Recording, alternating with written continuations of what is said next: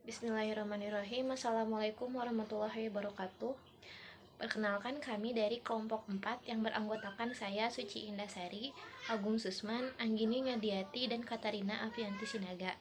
Pada video ini, kami akan membahas mengenai contoh kasus kecurangan derivatif pada perusahaan PT Indosat Tbk. PT Indosat Tbk adalah salah satu perusahaan penyedia jasa telekomunikasi dan jaringan telekomunikasi di Indonesia. Perusahaan ini menawarkan saluran komunikasi untuk pengguna telepon genggam dengan pilihan prabayar maupun pascabayar dengan merek IM3 Ooredoo. Jasa lainnya yang disediakan adalah saluran komunikasi via suara untuk telepon, termasuk sambungan langsung internasional atau IDD, International Direct Dialing. Indosat Ooredoo juga menyediakan layanan multimedia internet dan komunikasi data atau MIDI, Multimedia Internet and Data Communication Services. Baik, selanjutnya saya akan memaparkan mengenai masalah yang dihadapi terkait kasus instrumen derivatif pada perusahaan PT Indosat Tbk. Pada laporan keuangan periode 2006, PT Indosat melaporkan adanya kerugian sebesar 438 miliar yang diklaim sebagai rugi dari perubahan nilai wajar atas transaksi derivatif bersih atau loss on change in fair value of the derivatives net. Pengakuan atas kerugian ini muncul karena perusahaan tidak menerapkan PSAK sebagaimana mestinya.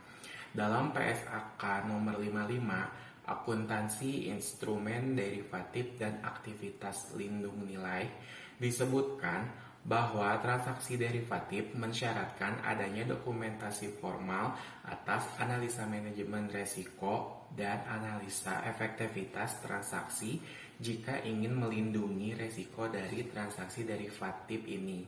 Selain itu, suatu entitas diwajibkan pula untuk melaporkan setiap transaksi derivatif paling tidak setiap 3 bulan dalam laporan keuangan perusahaan. Selanjutnya akan dipaparkan oleh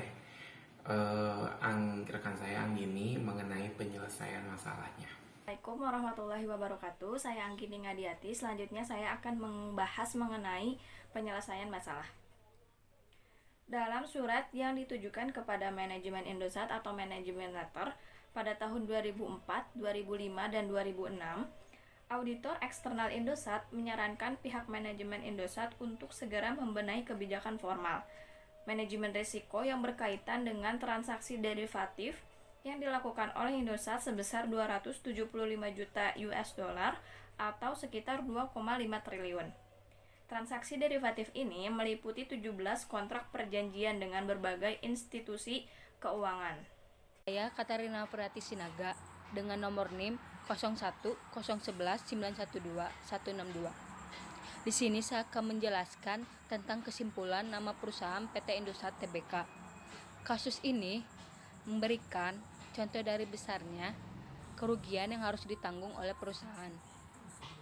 Di Indonesia diakibatkan tidak adanya analisa yang memadai terhadap transaksi derivatif yang akan dilakukan.